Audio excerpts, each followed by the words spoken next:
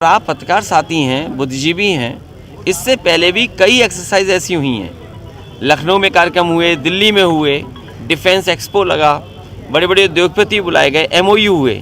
मैं ये जानना चाहता हूँ कि जो पहले एमओयू हुए वो कितने ज़मीन पर उतरे, और जो एमओयू भारत सरकार से हुए वो ज़मीन पर उत्तर प्रदेश में कितने उतरे। 1 डिस्ट्रिक्ट 1 प्रोडक्ट, वही 1 डिस्ट्रिक्ट 1 प्रोडक्ट कौन चला रहा था? भारतीय जनता पार्टी चला रही थी। भारतीय जनता पार्टी की सरकार ये बताए मैनपुरी की तम्बाकू है, ये 1 प्रोडक्ट है मैनपुरी का, बताओ तम्बाकू के लिए क्या किया इन्होंने? या और बड़े प्रोजेक्ट चल रहे थे उनके लिए क्या किया काम? अगर मैनपुरी में 1 डिस्ट्रिक्ट 1 प्रोडक्ट में ये बताएं कितना बजट दिया है, इटावा में 1 डिस्ट्रिक्ट 1 प्रोडक्ट में कितना बजट दिया है, फिरोजाबाद है 1 डिस्ट्रिक्ट 1 प्रोडक्ट में कितना इन्होंने बजट दिया, और फिर जो पहले से इन्वेस्टमेंट मीट हो चुकी हैं उन इन्वेस्टमेंट मीट के माध्यम से किस ज़िले में क्या आया है, कितना पैसा इन्वेस्ट हुआ, ये सरकार क्यों छिपा रही है, बता क्यों नहीं रही? चाचा शिवपाल जी सर क्या? अरे अब क्या बता रहे हो, वो तो चाचा साथ आ गए, अब क्या बोल रहे हो? कुछ जिम्मेदारी आप देने वाले? हाँ पूछिए कोई जानकारी वाला इंटेलिजेंट सवाल। राजभर ने अभी देखिए आप इस चक्कर मत पड़ो। बीजेपी और बीजेपी के लिए कौन काम कर रहा है? बीजेपी कभी भी संविधान के पक्ष में नहीं है। बीजेपी बाबा साहब भीमराव अम्बेडकर जी के माध्यम से जो हमें अधिकार मिले उसके पक्ष में नहीं है। अभी महंगाई चरम सीमा पर है, आपकी बेरोजगारी चरम सीमा पर है, अभी न्याय नहीं मिल रहा है, और देखना बहुत दिनों बाद आपके वोट डालने का अधिकार भी छीन लेंगे। क्या रामपुर में आपने नहीं देखा? क्या मैनपुरी में आपने नहीं देखा कि कितनी फौज लगाई गई थी? लेकिन हम बधाई देना चाहते हैं जनता को और अपने प्रेस के साथियों को जिन्होंने समय समय पर सरकार के खिलाफ और सच्ची खबरें दिखाई। कल मुख्यमंत्री जी ने नियुक्ति पत्र बांटे हैं यूपीपीसीए के कर्मियों को, जो नियुक्त अधिकारी हुए उनको, लेकिन उन्होंने एक सवाल खड़ा किया है कि आपकी सरकार में जो चेयरमैन थे उन्होंने बदनाम कर दिया था, लेकिन आज ऐसा नहीं है। जो आयोग गठित है वो समाजवादी सरकार के समय का आयोग गठित है। बहुत सारी नौकरियां जो समाजवादी सरकार में निकली थीं वो अभी भी आयोग पूरी नहीं कर पाया है, और मुझे तो कई बार ऐसा लगता है कि जो नौकरी मिलनी चाहिए नौजवान को वो सरकार जानबूझ के नहीं देना चाहती है। और कल तो मैं टीवी पर और कई जगह दे रहा था कि रोजगार की क्रांति आने वाली है।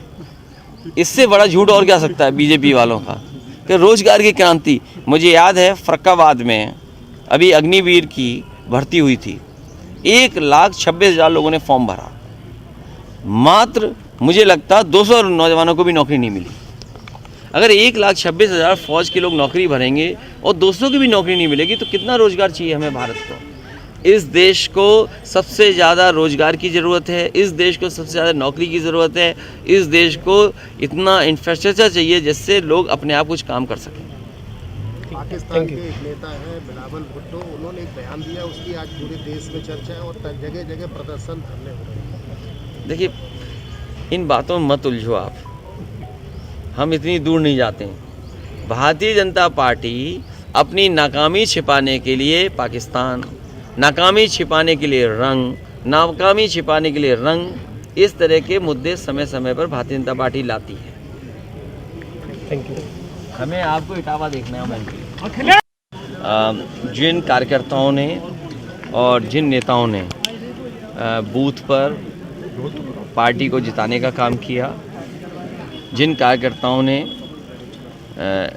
जनता के पास जा कर के और समाजवादी पार्टी के पक्ष में लोगों को जोड़ने का काम किया, उन कार्यकर्ता नेताओं से आज मुलाकात थी। क्योंकि करहल विधानसभा ने अच्छे वोटों से समाजवादी पार्टी को जिताया। जसवंत नगर के बाद अगर किसी विधानसभा ने सबसे अच्छे वोट देकर के जिताया तो वो है करहल विधानसभा। और केवल अभी लोकसभा में नहीं, इससे पहले भी जब चुनाव था उस समय भी आम चुनाव में बड़े बड़े नेता भारतीय जनता पार्टी के आए थे और बड़ी बड़ी बातें करके गए थे। उसके बाद भी जनता ने समाजवादी पार्टी की मदद की। भारतीय जनता पार्टी बात करने में तो है बहुत आगे, इनकी बड़ी बड़ी बातें हैं, लेकिन जब सच्चाई ज़मीन पर देखते हैं तो शून्य दिखाई देता है। जो घोषणा भारतीय जनता पार्टी ने की, आज भारतीय जनता पार्टी को आकलन करना चाहिए कि दिल्ली और लखनऊ की सरकार ने क्या उन वादों को पूरा किया है।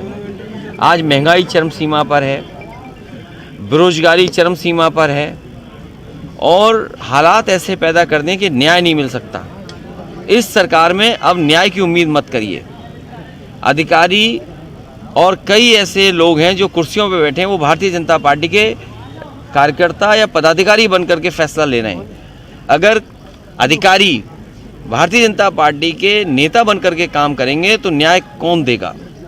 इस सरकार में जनता को न्याय नहीं मिलने वाला। हाल में ही आपने कानपुर की कस्टोडियल डेथ देखी, किस तरीके से पुलिस ने और वहाँ के लोगों का दबाव रहा होगा भारतीय जनता पार्टी के, किस तरीके से थाने में मारपीट हुई और बाद में उसकी जान चली गई। इसी तरह घटना कन्नौज में हुई है। कन्नौज में जो घटना हुई है उसका अगर दोषी कोई है तो वहाँ का विधायक, जो महिला विधायक हैं वो, और जिलाधिकारी। कार्यकर्ताओं को टारगेट किया जा रहा है समाजवादी पार्टी, खासकर क्या कह रहे हैं? ये भारतीय जनता पार्टी, मैंने इसीलिए कहा कि इस सरकार में जहाँ महंगाई चरम सीमा पर है, बेरोजगारी चरम सीमा पर है, वहीं न्याय की उम्मीद अब सरकार से नहीं कर सकते आप। निकाय चुनाव किस तरह से बिल्कुल सर पर आ गए? निकाय चुनाव जैसे आरक्षण तय होगा, समाजवादी पार्टी पूरी तैयार है, जनता के बीच जाएगी, क्योंकि कूड़े की समस्या, नाली की समस्या और जिस तरीके से जीएसटी से व्यापारियों को परेशान करने के लिए एकदम जीएसटी की टीमें निकल पड़ी। व्यापारी लोगों को मैं सावधान करना चाहता हूँ, ये केवल चुनाव के लिए इन्होंने छापे रोके हैं पड़ी। व्यापारी लोगों को मैं सावधान करना चाहता हूँ, ये केवल चुनाव के लिए इन्होंने छापे रोके हैं। चुनाव के बाद आप देखना सबसे ज़्यादा छापे व्यापारियों पे पड़ने जा रहे हैं।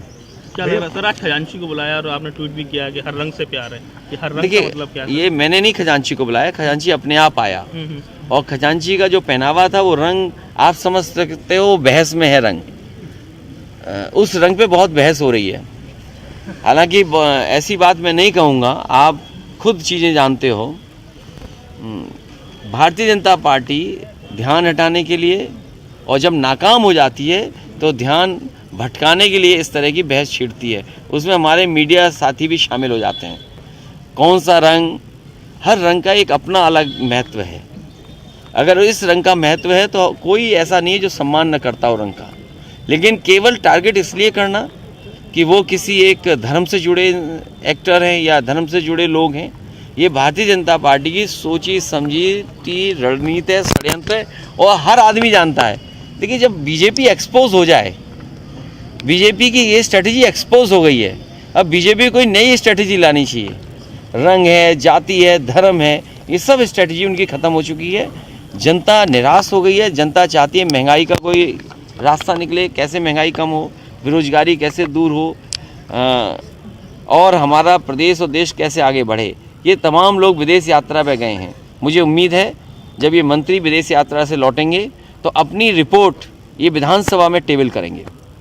भैया, पहले आजम साहब, उसके बाद और भी कई विधायक, इरफान सोलंकी को भी टारगेट किया जा रहा है। जितने भी समाजवादी पार्टी के लोग होंगे और जितने भी पत्रकार निष्पक्ष होंगे वो सब टारगेट पे होंगे। लेकिन जिस प्रकार से निवेश हो रहा है उत्तर प्रदेश में, सरकार खूब बढ़ा चढ़ा कर प्रचार कर रही है। ग्लोबल समिट फरवरी में मैंने इसीलिए आपसे कहा कि जितने भी मंत्री और सरकार के लोग गए हैं, ये बुलाने गए हैं लोगों को, उद्योगपतियों को न्योता देने गए हैं, MOU साइन हो रहे हैं। और आप पत्रकार साथी हैं, बुद्धिजीवी हैं, इससे पहले भी कई एक्सरसाइज ऐसी हुई हैं। लखनऊ में कार्यक्रम हुए, दिल्ली में हुए, डिफेंस एक्सपो लगा, बड़े बड़े उद्योगपति बुलाए गए, MOU हुए। मैं ये जानना चाहता हूँ कि जो पहले MOU हुए वो कितने ज़मीन पर उतरे, और जो MOU भारत सरकार से हुए वो ज़मीन पर उत्तर प्रदेश में कितने उतरे। 1 डिस्ट्रिक्ट 1 प्रोडक्ट, वही 1 डिस्ट्रिक्ट 1 प्रोडक्ट कौन चला रहा था? भारतीय जनता पार्टी चला रही थी। भारतीय जनता पार्टी की सरकार ये बताए मैनपुरी की तम्बाकू है, ये 1 प्रोडक्ट है मैनपुरी का, बताओ तम्बाकू के लिए क्या किया इन्होंने। इन खबर चैनल को सब्सक्राइब करें।